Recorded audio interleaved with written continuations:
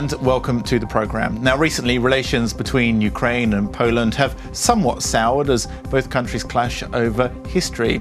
Now, most recently, Poland's foreign minister refused to visit a memorial museum dedicated to victims of occupational regimes in Lviv after the museum's director said Poland occupied Western Ukraine in 1918. Now, several days ago, President Petro Poroshenko called for an extraordinary meeting to mend the ties. But how bad are they really? Well, joining us to discuss this topic and more is Nadia Koval. She's the head of the Centre for International Studies of the Diplomatic Academy of Ukraine. Nadia, thank you so much for coming in. Thank you for having me. So really, this is the theme that I wanted to focus on most. Obviously, we've had these diplomatic barbs that have happened over the past few days, or the most recent ones anyway. How important are they really in the broad scheme of things when we talk about Ukraine and Polish relations? This is interesting because in these few years, Ukraine and Polish relations, they actually follow double track. We have one track which has quite deep cooperation on reform, on some helps around the border. Different initiatives are developing. We can't say that in practical, even the bilateral trade is growing modestly, but growing. And then we have the second track connected to historical questions, which gets more and more problematic along the way. Yeah. And God knows when this can reach, I don't know, the burning point. So this is the one unknown factor, really, how much effect this will have, because I know recently the foreign ministry spokesman here in Ukraine, Mariana Betsa, she said that no, both Ukraine and Poland are pro-European. Actually, no, over the past couple of decades, Poland has really been one of the main representatives of Ukraine in the European Union. So do you think that these sort of strains in relations, when they happen, do they really have an effect on the overall, relations, I guess, between the two countries?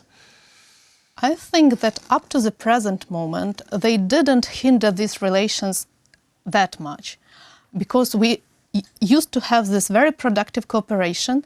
We have some problems even on practical level lately because the role of Poland has somehow diminished in Europe because of the quarrels with Brussels, because it has no role in resolving Ukrainian-Russian conflict and different stuff.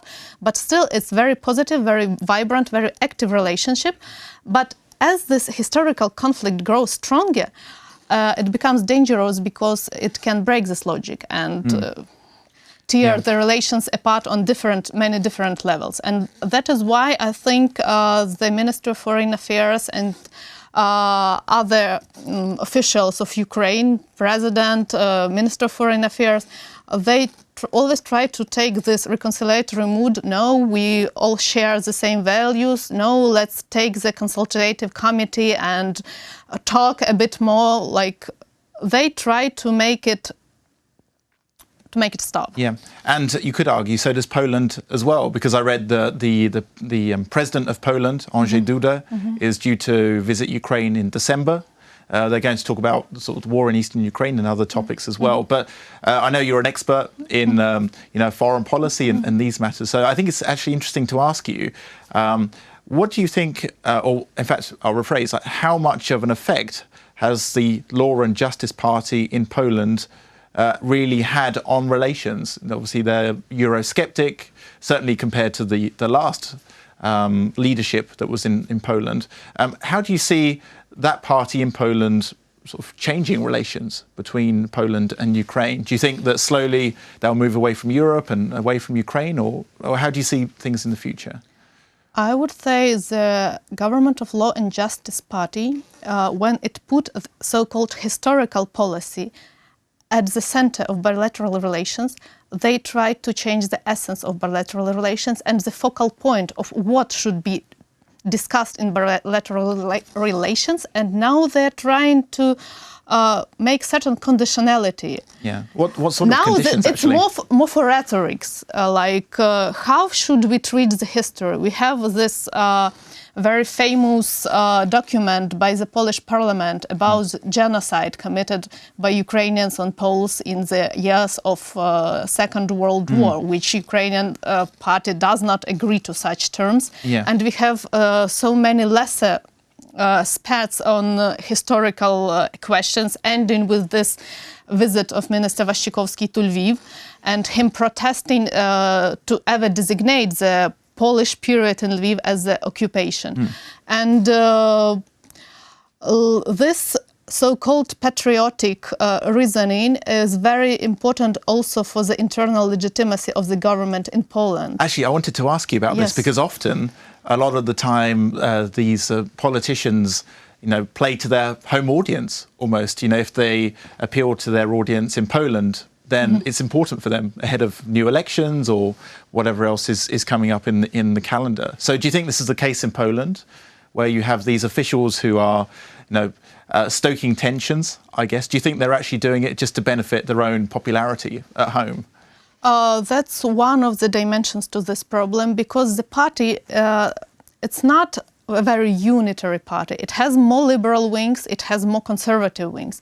But when the party embraces the most conservative wing, for example, the descendants of people who previously lived in the territories of Ukraine, and then after the brutal exchanges of population, they resettled to Poland, and they have very specific memories, and these are very conservative circles, and they are influencing pretty much the direction of the whole party. And the party now has, let's say, almost absolute power in Poland. Of course, this is the process that feeds itself. Yeah. And do you see Poland in the future interfering in relations between the European Union and Ukraine over, for example, the language law, which was very controversial, but at the same time misunderstood, really, both in Ukraine and abroad? Can you see this in the future happening? As to the language law, the reaction of Poland was not that acute as, for example, the reaction of Hungary. The representatives of Polish Education Ministry came to Ukraine and signed a kind of memorandum that we will apply some other rules to the education of Polish minority of Ukraine. So in the case of education law proper, it might be settled, but the general framework is worsening, actually.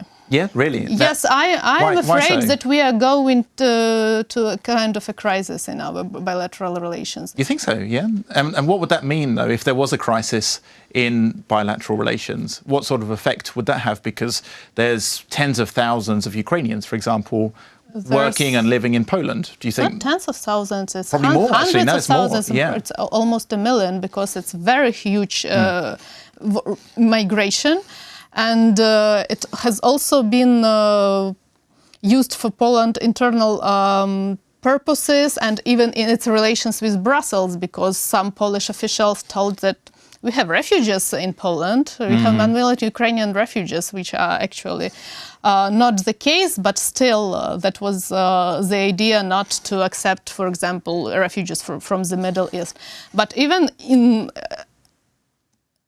if we don't take this refugees dimension, such a huge amount of Ukrainian citizens in Poland is a great question to bilateral relations. Yeah. And also, at the same time, they must have a huge impact, and not a bad impact, like a good impact in Poland, because they work, they create GDP, they're actually good for Poland, So it'll be interesting to see how that fans out.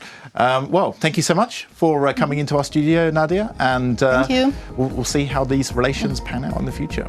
Thank you. That was Nadia Koval. She's the head of the Center for International Studies of the Diplomatic Academy of Ukraine. You're watching UATV.